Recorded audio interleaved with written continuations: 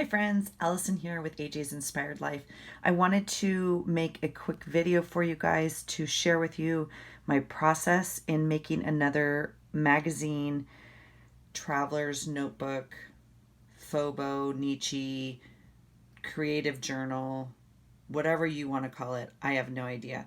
I can't get enough of these right now, and so I made one. I used one, as you guys have seen if you've watched my videos. If not, go back and I've explained that. I made a second one and I gifted that away, and now I was like, I'm really missing it and I don't even know what I'm going to use it for. But I just started making another one last night because I was just feeling the need to do so. So I wanted to share a couple things with you, and I'm definitely in the beginning stages, and I did not film the first part, but I just wanted to show you where I'm at. So this is my old one. You guys have seen it. Fairly fat, not perfect. You guys can see, all the binding. We've talked about it. I just wanted to show you the sizes. I actually do not remember what magazine this was from. It very well may be like a Sunset, something like that. I actually don't know. This one is the one I'm in the process of making, and I just have this stuff out. This one I just made last night. It looks like this so far. So you can see these pages are not folded all the way into the middle, so I left a little bit of room out here. It's not perfect. Can you get that edge? So I still need to do a little bit of trimming just with my razor, or X-Acto knife, or whatever you call it there. Okay, but you can see the difference if I kind of do this. Okay, so the one on the top is the brand new one. Obviously the one on the bottom is the one that's already filled with all the stuff. So what's the difference? First of all, this magazine measures a little bit wider, okay? Just a little bit. Let me see if I can get you a clear view here. So I've already taped the edge, but you can see it's got,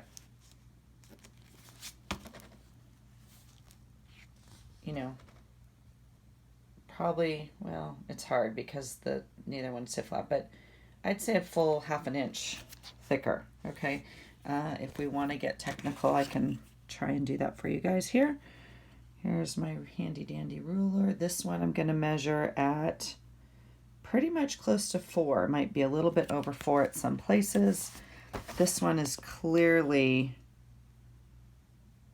almost 5. Can you see that?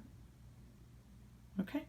So, why does that matter? I don't think it does. It might matter to you. It might matter what magazine you choose. Some of them are bigger sizes than others, right? So the way you make this is by folding, right, everything in half into the middle, okay? So I folded everything into the half, into the middle. The front half of the magazine, I folded in this way. For the most part, I probably didn't do it perfect, okay? The back half, I folded in this way, just like the same as you would. This is the back flap. You can see the great glue job I did. That's not sticking, but so for part of it, see, and my glue sticks aren't sticking. That's the other thing. I don't know if it's the heat or what, but anyway, so part of it you fold in this way, part of it, the other half, you fold in towards the front this way. And again, I did not create this at all. I got my idea from Joanne Hodges at Crafty Hodges. Whether she created it or got her link from someone, I don't know, but that's, we just all share creativity, and I'm so grateful for her inspiration. So I wanted to just show you, this is where I'm at, and I just started gluing some pages in here and wanted to show you. So I've just folded them all in. When you do it, it obviously just looks like this, okay? I will leave some of these open. There was a few pages that, okay, like the mouth. See this one? Oops, not that half. I like this half. I will probably leave this page the way it is. I think that's really cool and can do great journaling on it. Joanne also does a whole spread on, or whole spread, see the spread? Joanne does a whole video on leaving her magazine journal pages like this and then journaling around it. I am not that creative. I can't even envision half of this sometimes. So I am also going to leave this spread, however, because I really like it kind of as a fold out for both sides. And then there was one other one in here. Oh, I like the roses. And there was a popsicle one at some point that I thought I might keep, but maybe I folded it the wrong way. I don't know. So anyway, oh, I think that's funny too. I might I might leave that one. So anyway, you can just go through it and be as creative as you want. So the other thing I wanted to show you, this book here, I did a double cover, if you will. Okay, so I took my scrapbook paper and I measured the width of this, and then I cut them all to size, and then I laid it out to cover both pages. Okay, so this tape down the middle, if you will, isn't actually holding, you know, two pieces together. It's just more for decoration. So these pages, most of them are like the double spread is the same. Okay, if you look. So here, this one has two separate ones. All right, and then this one goes back to one. So what I'm doing on this one is I'm starting off with separate pages. Okay, why, you ask? Because I already have paper cut from my last whatever, right? So I'm not going to use it, or I'm not going to waste it. I want to use it, but it's obviously not big enough for a double spread, right? So it only covers half. All right, so but I don't have enough out, or I'm not going to use all of it. So here's that pile. So I did go through and grab some other pieces. This is what the front looks like so far. I'm not too sure what I'll do with it. But again, these were just pieces that were already cut out. So this is 3 strips, right? 1, 2, and then 3. And so I'll add some tape and do whatever, and I'll add some sort of title card. I was kind of playing with this one. I don't know. You know, you have all sorts of whatevers you can use, right? So I went through and just pulled really, really randomly, because it's not matchy-matchy the way I make it, all sorts of papers and stuff from a couple scrapbook pads. I will tell you, I have 5 billion scrapbook pads of paper, which some of us have and some of us don't. If we have them, it's always too much, at least in my case. This needs to be the thinner paper, for me at least.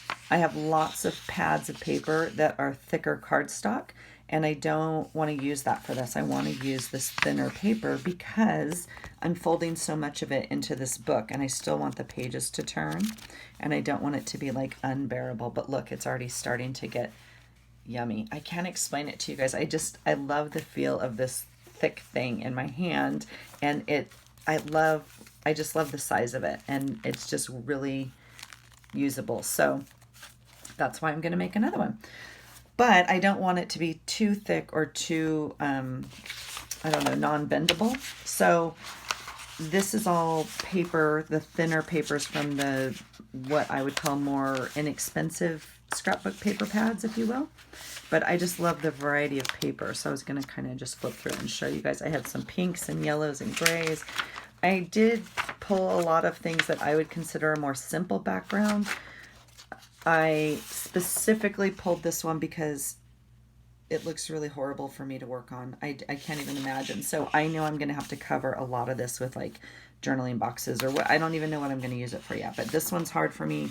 This one's hard for me. These bigger, bolder patterns are harder for me to work on. So I pulled them because I want the challenge. And I think they're beautiful papers. I just would definitely use it more in scrapbooking versus journaling. I did pull some journaling cards. I have 5,000 Project Life cards I can also pull, but you guys can see some of the patterns here. So that was it. I just wanted to show you the first stages of it. There's some more papers that I have. There's my crayons that I've been using because I have to do today's page also. And then I pulled some washi and whatnot. And there's my coffee and the rest of my horribly messy desk. So that's it for right now. That's stage 1. I just have a few pages taped and wanted to show you. This is where we're at. This one right now is going to be a fold out. So I did not tape, I did not glue this one. So this is what this is the full magazine page. This is obviously what it would look like if you glued it to itself. And then I'm going to leave this one open and then cover it so it can be a flip out page. All right. So that's it. That's stage 1 of making my next magazine Phobo journal, if you will. And so I look forward to showing you the finished product later. Have a great day, and I hope you're doing something that inspires you. Bye.